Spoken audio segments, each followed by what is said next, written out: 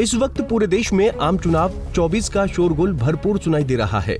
Mission 24 को फतेह करने के लिए हर एक राजनीतिक पार्टी ने अपना पूरा दमखम झोंक रखा है। चुनाव प्रचार अपने चरम पर नजर आ रहा है। 5वें चरण का चुनाव प्रचार आज शाम तक थम जाएगा। आने वाली 20 तारीख को 5वें चरण के लिए वोटिंग होनी है। इस दिन 6 राज्यों में मतदाता अपने मत का प्रयोग करेंगे। इस दिन उत्तर प्रदेश, बिहार, पश्चिम बंगाल, महाराष्ट्र, ओडिशा, झारखंड और 2 केंद्र शासित प्रदेशों जम्मू कश्मीर और लद्दाख की कुल 49 सीटों पर वोटिंग संपन्न हो जाएगी। इन सीटों में उत्तर प्रदेश की 14, महाराष्ट्र की 13, पश्चिम बंगाल की 7, बिहार और ओडिशा की 5-5 सीटें शामिल हैं। इसके अलावा झारखंड की 3, जम्मू कश्मीर और लद्दाख की 1-1 सीट पर भी इसी 5वें चरण में मतदान होना तय है।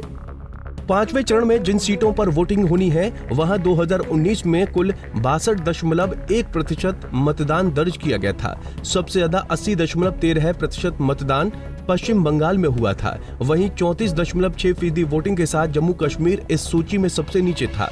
5वें चरण का मतदान पूरा होते ही देश की 543 लोकसभा सीटों में से 428 सीटों पर मतदान संपन्न हो जाएगा। 5वें चरण की 49 सीटों पर कुल 665 कैंडिडेट मैदान में हैं। इनमें कई राजनीति के महारथी हैं। बात सबसे पहले राजनाथ सिंह की कर लेते हैं। लोकसभा चुनाव 2024 को लेकर 5वें चरण में लखनऊ लोकसभा सीट पर भी वोटिंग होनी है। केंद्रीय रक्षा मंत्री लगातार तीसरी बार इस सीट से चुनावी मैदान में हैं। इससे पहले वो दोनों ही चुनाव में धमाकेदार जीत दर्ज कर चुके हैं। राजनाथ सिंह 2014 में जीतकर मोदी सरकार में गृह मंत्री बने थे, तो 2019 में जीतकर रक्षा मंत्री बने थे। बात राहुल गांधी की भी कर लेते हैं। कांग्रेस नेता राहुल गांधी वायनाड के अलावा रायबरेली सीट से भी चुनावी मैदान में हैं। उन्होंने नामांकन के आखिरी दिन चुनावी मैदान में उतरने का ऐलान किया। राहुल गांधी के अमेठी से चुनावी मैदान में उतरने की चर्चाएं थीं, लेकिन उन्होंने रायबरेली से लड़ने का फैसला किया।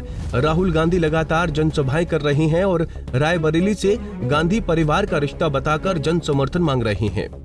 तो वहीं दूसरी तरफ गांधी परिवार की परंपरागत लोकसभा सीट अमेठी से एक बार फिर स्मृति ईरानी चुनावी मैदान में उतरी हैं।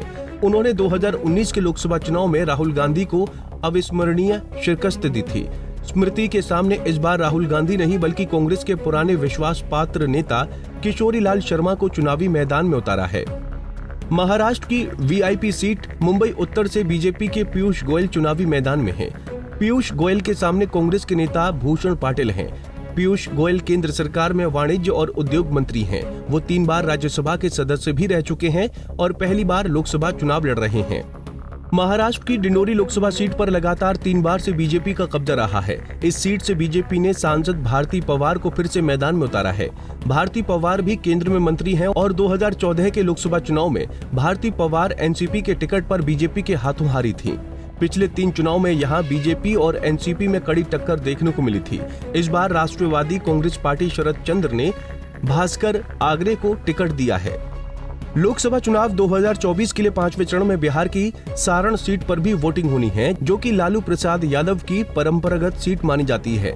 आरजेडी और लालू प्रसाद यादव ने इस बार इस सीट से अपनी बेटी रोहिणी आचार्य को चुनावी मैदान में उतारा है। सारण से लालू प्रसाद यादव 4 बार चुनाव जीतकर संसद पहुंचे थे। लालू प्रसाद यादव ने सबसे पहले साल 1977 में सारण सीट से जीत दर्ज की थी और फिर 1989, 2004 और 2009 में भी इसी सीट से जीतकर लोकसभा पहुंचे थे। इसके अलावा पूर्व केंद्रीय मंत्री रामविलास पासवान के बेटे चिराग पासवान इस बार जमुई की बजाय हाजीपुर यानी अपने पिता की परंपरागत सीट से चुनावी मैदान में उतरे हैं। इस सीट पर 20 मई को वोटिंग होनी है।